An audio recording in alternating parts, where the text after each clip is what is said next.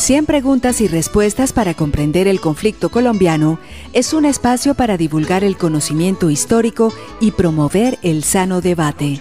Orientan este programa los profesores Mauricio Albeiro Montoya y Wilmer Zuleta. ¿Qué puedo hacer por mi pueblo? Aquí ya no existe paz, aquí ya no hay libertad, aquí ya no pasa un día sin algo que lamentar. Sean todos bienvenidos a su programa radial 100 preguntas y respuestas para comprender el conflicto colombiano, un espacio para la discusión y el debate sobre distintos temas que hemos venido desarrollando a lo largo de esta serie. En el día de hoy queremos invitar a nuestros oyentes a un programa especial. Una de las cuestiones que está planteada en el libro y es ese eterno problema de la tierra. Para muchos, una de las causas del conflicto colombiano, para otros, un poco no tan trascendental y un asunto que, de alguna manera, dicen algunos intelectuales, no ha marcado el desarrollo del conflicto. Es un buen debate y que en el texto, quienes de alguna manera desarrollamos esta pregunta, pues trabajamos la idea de que sí hay algunas causas en relación con el marco del problema de la tierra. El día de hoy tenemos la alegría de estar acompañados por el profesor Carlos Alberto Willes Tobón, es el director del Grupo de Investigación en Estudios Políticos de la Universidad Pontificia Bolivariana y es un gran conocedor de estos temas y hoy lo hemos invitado y muy generosamente nos ha querido acompañar. Profe Willes, bienvenido a este programa. Muchas gracias, profesor Mauricio, por esta maravillosa invitación y oportunidad que me brindas para compartir con tu auditorio sobre este tema tan importante. Bueno, profe, vamos a entrar un poco en materia. Ese problema de la tierra, pues es un problema, podríamos decir que de antaño, ya desde mitad del siglo XIX, pues encontrábamos los problemas sobre todo con los baldíos, los problemas con las tierras de las comunidades indígenas que habían sido adjudicadas por la corona española, pero que luego aquellas reformas liberales pues de alguna manera quitaron para entregar con quienes tenían deudas, también para repartir entre hacendados, entre políticos. Y yo quisiera entrar un poco inicialmente en esa discusión sobre el asunto del tema de los baldíos, ¿no? Porque es un tema de vieja data. Dicen algunas cifras que el 75% en términos de la riqueza estatal en 1850, en términos de tierras baldías, pertenecía al Estado. Y hoy tenemos ese gran problema de que ni siquiera el Estado sabe cuántas tierras baldías posee. Profe, ¿cómo podemos empezar a analizar desde esa perspectiva ese problema que hoy sigue vigente de los territorios baldíos? Aunque sea un minuto, permíteme, Mauricio, contextualizar a nuestro público cómo se originó el Estado en Colombia, para caracterizar este problema de las tierras y de los baldíos. En síntesis, quisiera como dejar esta reflexión. En Colombia no hubo unas instituciones que se organizaron, es decir, una institución jurídica, unos partidos firmes, un ejército, un proyecto nacional, sino que hubo una serie de guerras regionales, locales, que estuvieron protagonizadas por facciones de partidos políticos. Y fueron estas facciones de partidos políticos los que crearon ese primer imaginario de nación en Colombia. Si ustedes me permiten entonces afirmar que ya ese es un problema de entrada. La asignación de esos baldíos se dio muchas veces por estas facciones políticas que la daban a sus partidarios o a los militares que participaban o que promovían unos poblamientos en unos determinados centros territoriales sin ninguna programación así, digamos, estatal. Entonces, ese primer vacío lo vamos a ver hasta hoy, que no lo podemos olvidar, no podemos pensar que eso es algo pequeño, porque baldíos tenían todas las tierras y todos los países latinoamericanos en la misma época. Pero esa falta de una institucionalidad y un proyecto, digamos así, agrario o de tierras, desde el principio hizo que en nuestro caso sea tan complicado analizar el problema de los baldíos. Ese pues un primer comentario. Excelente, profe. Yo creo que ahí podemos empezar a sumar esta serie de ideas de transición entre el siglo XIX y el siglo XX, porque tenemos un acontecimiento que creo yo marca y será espejo para todas las discusiones de la tierra en América Latina, y es la Revolución Mexicana, ¿no? La Revolución Mexicana con Pancho Villa, Emiliano Zapata. De alguna manera estos líderes no querían directamente el poder político, requerían, era una reforma agraria integral que les permitiera trabajar la tierra. ¿Cree usted, profe, que esa Revolución Mexicana es un espejo para los problemas de muchos otros países en América Latina?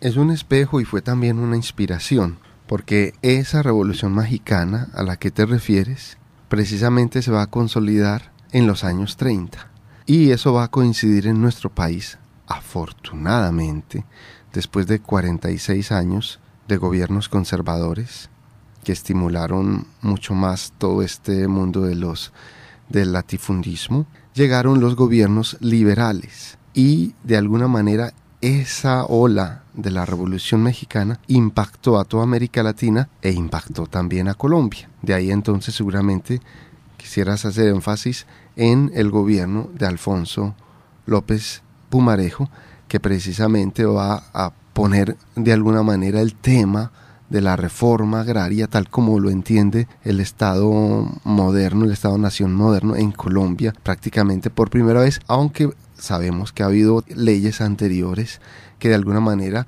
tuvieron alguna incidencia en la formación de pequeños latifundios, pero en general va a ser ese un lugar de quiebre importante en la historia de las tierras en Colombia. Claro, profe, yo creo que ahí entramos en esa discusión que usted plantea. Bueno, algunos biógrafos, tal vez muchos no gustarán de esta afirmación, pero consideran pues que López Pumarejo como que tuvo dos momentos, ¿no?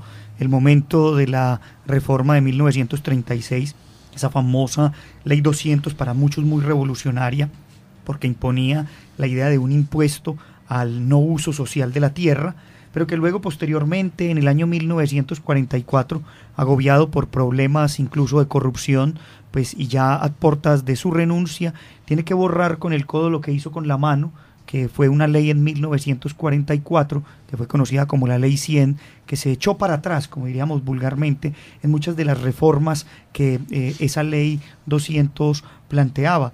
Pero, profe, yo quiero un poco lanzar esta pregunta, porque tal vez sea colofón de esta discusión, y es, ¿podemos decir que en Colombia no ha existido una reforma agraria?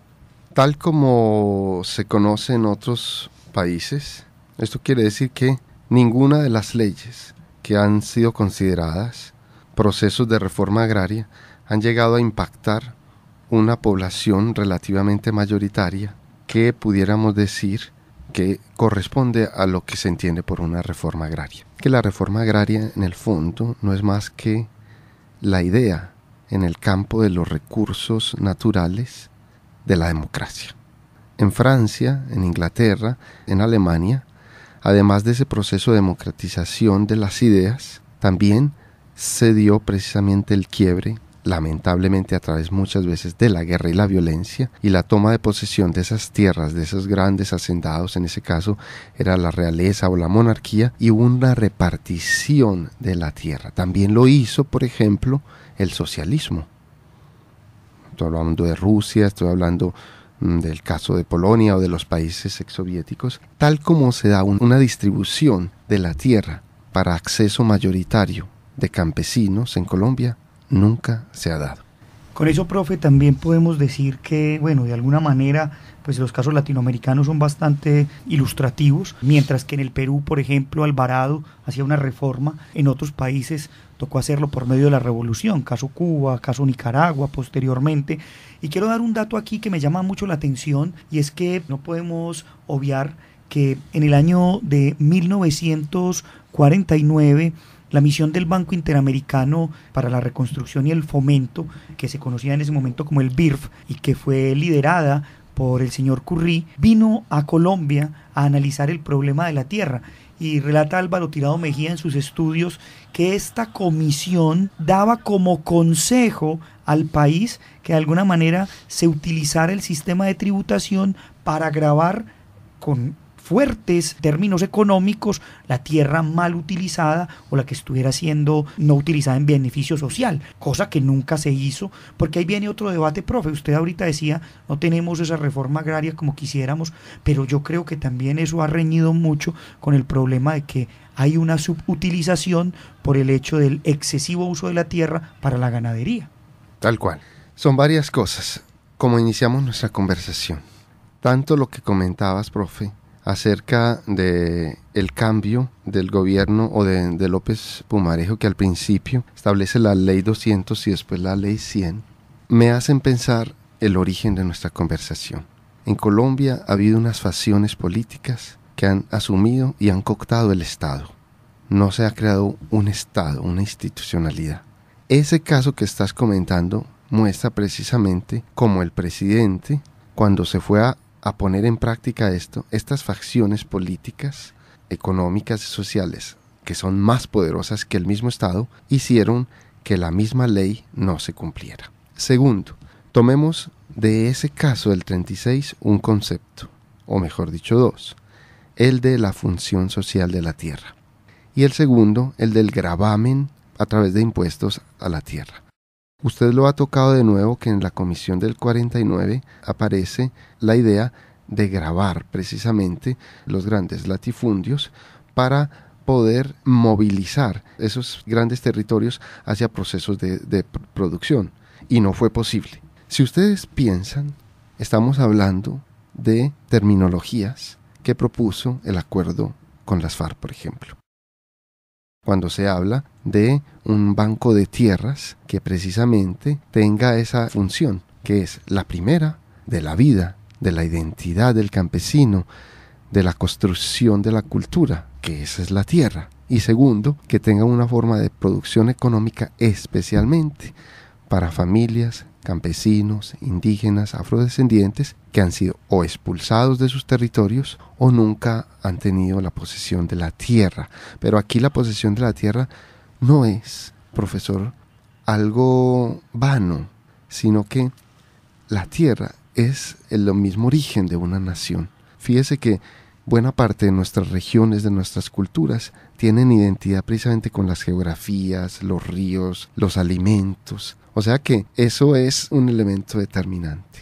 En ese orden de ideas, profe, debemos decir también que a lo largo de la historia, en las épocas de la violencia, fueron momentos de alguna manera de contrarreformas agrarias. Muchas de las personas que fueron expulsadas de sus territorios al volver pues encontraron que sus tierras estaban en manos de otros y ya no las pudieron recuperar, y durante mucho tiempo, a pesar de los intentos que se hicieron en el Frente Nacional, pareciera que se jugaba también a esa contrarreforma.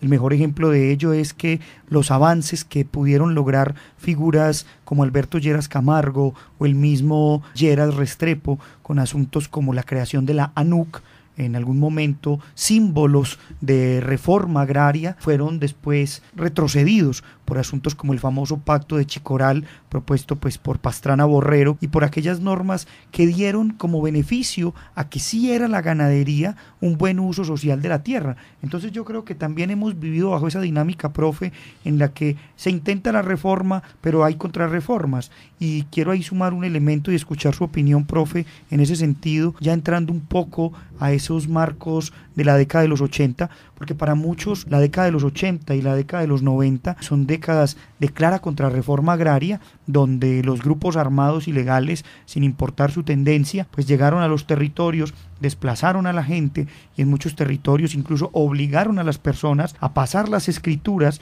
a quienes serían los nuevos dueños. Es por eso que hoy se hace tan difícil entonces saber quiénes son los dueños originarios y si esos dueños del día de hoy son dueños de buena fe o sabían qué daños se estaban cometiendo contra aquellas poblaciones.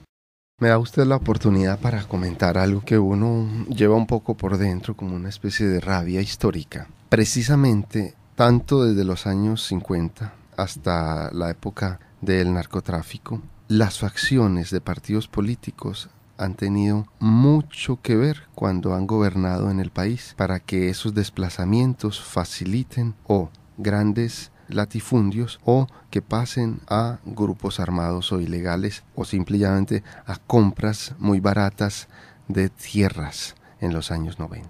Eso significa que estos partidos políticos colombianos tienen muchísimo que ver con el proceso de violencia estructural, tal como lo llama Johan Galtung, es decir, que estas facciones de partidos políticos han creado unas desigualdades estructurales que son la consecuencia de lo que vivimos hoy.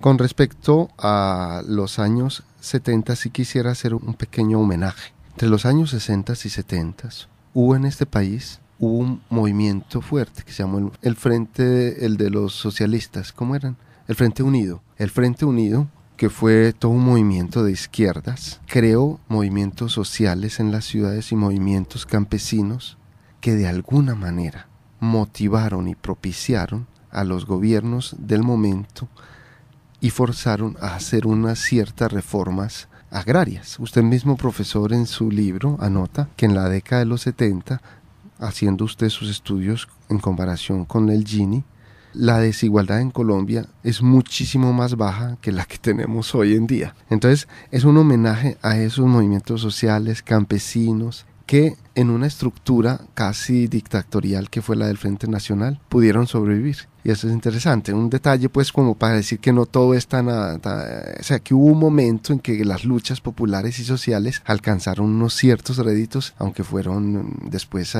contrarreformas o antirreformas, como usted lo decía. Hay un dato ahí muy interesante, profe, usted lo ha mencionado ya, y muy bueno para que nuestros oyentes también vean un poco las estadísticas, ¿no? El índice de Gini es ese mecanismo por el que se mide no solamente la desigualdad en el acceso a la riqueza, sino también la desigualdad en el acceso a bienes como la tierra. Salomón Kalmanovich, que ha sido un gran estudioso pues de los temas económicos colombianos, para el 2016 hablaba de un índice de concentración de tierras del Gini de 0,95, una cosa aterradora. Si explicamos aquí un poco, el índice de Gini se mide de 0 a 1, siendo 0 el nivel de mayor equidad y siendo 1 el nivel de mayor inequidad. Entonces, cuando hablamos de 0,95, pues debemos decir pues que es una locura la desigualdad que hay en torno al acceso a la tierra y la distribución de este mismo bien.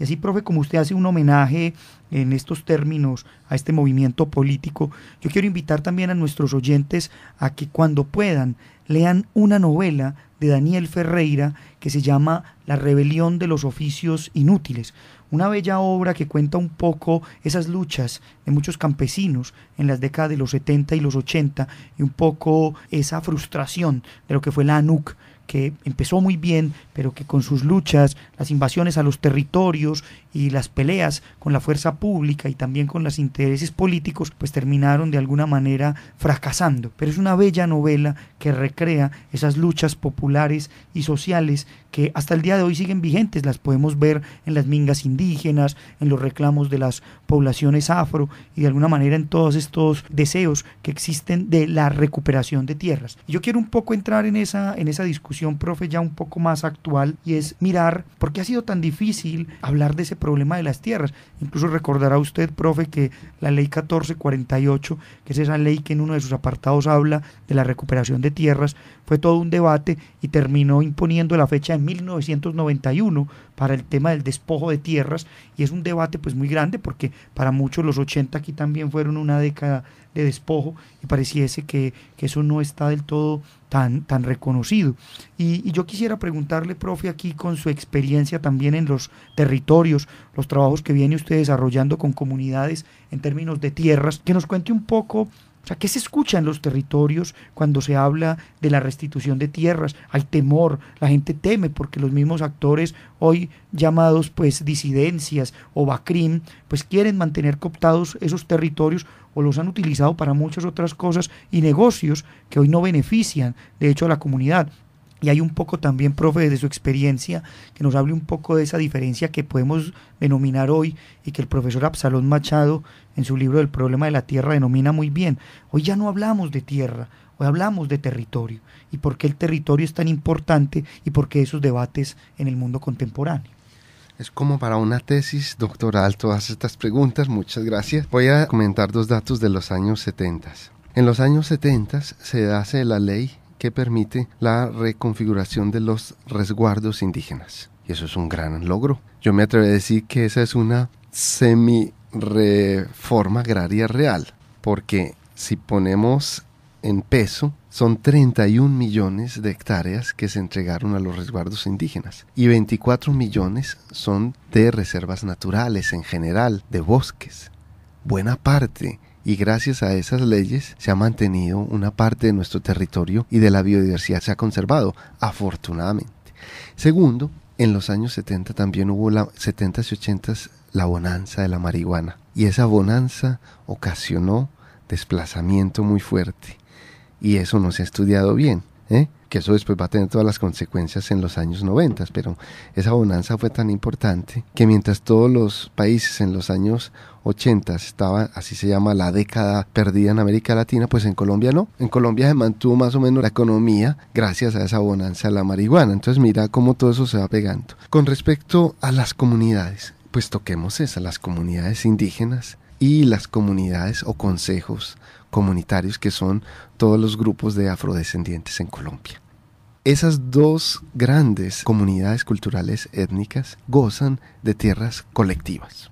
En un país en donde tener tierra, no solo para producción, sino como tenencia, se ha convertido en un capital simbólico, estas comunidades nos invitan hoy a pensar cómo a través de territorios colectivos podemos construir tejidos sociales, cultura, economías alternativas, respeto a la naturaleza y sobre todo construir la riqueza de nuestra misma cultura. Entonces, si me pones en ese debate que en las comunidades, yo estoy pensando en el Chocó, estoy pensando en Urabá, pues ahí está precisamente una forma interesante para repensarnos y puede sonar para muchos que eso es socialista, que eso es comunista, ahí hay una violencia cultural, mira que hay una estigmatización, todo aquello que se piense diferente de lo que se ha construido está violentamente y culturalmente estigmatizado como comunista. Profe, y aquí hay un tema bastante particular que usted toca y es ese hecho del uso que los indígenas dan a la tierra, incluso porque aquí tenemos dos grandes debates que por el tiempo lastimosamente pues no vamos a poder desarrollar, pero que valdría la pena mencionar, y es que la adjudicación a las grandes mineras multinacionales que hoy por hoy pues tienen adjudicados territorios que los indígenas se niegan, no solamente porque son sus tierras, sino porque son tierras sagradas, ¿sí? Las lagunas, que son territorios para los rituales. Pero además de eso, profe, me gustaría también escuchar su opinión sobre temas como la compra de tierras de compañías extranjeras, de grupos económicos muy importantes. Incluso hace unos días se denunciaba el papel de comunidades religiosas extranjeras comprando tierras en partes del país. Entonces, ¿cómo leer eso, profe, en un contexto donde también estamos hablando de que crece la población? Colombia está considerado una reserva posiblemente para alimentos en el futuro y seguramente pues estas compañías no hablarán de autoabastecimiento alimentario, sino de la posibilidad de sembrar para exportar y ganar dinero. Tal cual, esa es la llegada masiva de alemanes y franceses, irlandeses y de otros países que han visto precisamente después de lo que llamamos el postconflicto, que no vamos a comentar eso, que es un término conflictivo, han visto la potencialidad de Colombia y por eso hay una llegada masiva y hay un interés mundial, o no tan mundial, pero hay una parte del mundo empresarial y económico, especialmente europeo, que ve ahí una posibilidad de establecer territorios y enclaves para sus multinacionales en el futuro. Eso significa ofertar el país, venderlo, como lo hemos hecho desde el origen. Eso significa que es la política del mercado la que crea y genera la política nacional. Eso significa no tener un proyecto nacional, sino volvemos al mismo origen. Son grupos que toman el poder, hacen unas políticas, rifan el país y no hay realmente una sociedad civil. Pero tampoco está ni la academia ni los intelectuales denunciando esto, ni se ve tampoco movimientos sociales fuertes. Ahí tenemos mucho que hacer. Porque yo pienso que lo que está sucediendo no es más que una consecuencia de lo que ha sucedido a lo largo de nuestra historia. Hoy precisamente a través de la ficción de que van a llegar grandes empresas a dar empleo y a traernos el desarrollo y el progreso, es como un espejo parecido al de los españoles. estamos volviendo a ofertar precisamente los grandes territorios y los grandes espacios y los más ricos de nuestro país. Yo creo que ahí sí nos toca ser tenemos que ser más abiertos, más denunciantes, profesor Mauricio, ¿no le parece? Sí, yo creo que de alguna manera pues el movimiento social tendrá que tener mayor impacto, lo tiene, pero también ha sido muy opacado por las situaciones de la violencia y también por el miedo que existe. No queremos terminar este programa sin recomendar a nuestros oyentes el último libro del profesor Absalón Machado, El problema de la tierra, un texto bastante interesante que además de hacer una síntesis y un recorrido histórico por las distintas reformas que se han intentado hacer en Colombia, trata un poco de volver sobre ese asunto de la importancia del territorio, los recursos, las poblaciones que habitan allí. No en vano vemos continuamente a las poblaciones movilizándose y pidiendo que no se haga minería a cielo abierto, movilizándose y pidiendo que se utilice la tierra para el uso social y a la vez también reclamando derechos sobre las tierras. Con esto entonces terminamos nuestro programa del día de hoy.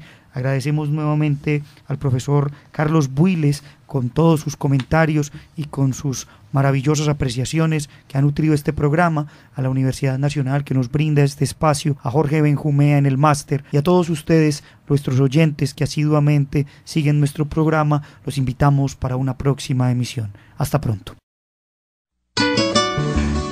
100 preguntas y respuestas para comprender el conflicto colombiano es un espacio para divulgar el conocimiento histórico y promover el sano debate.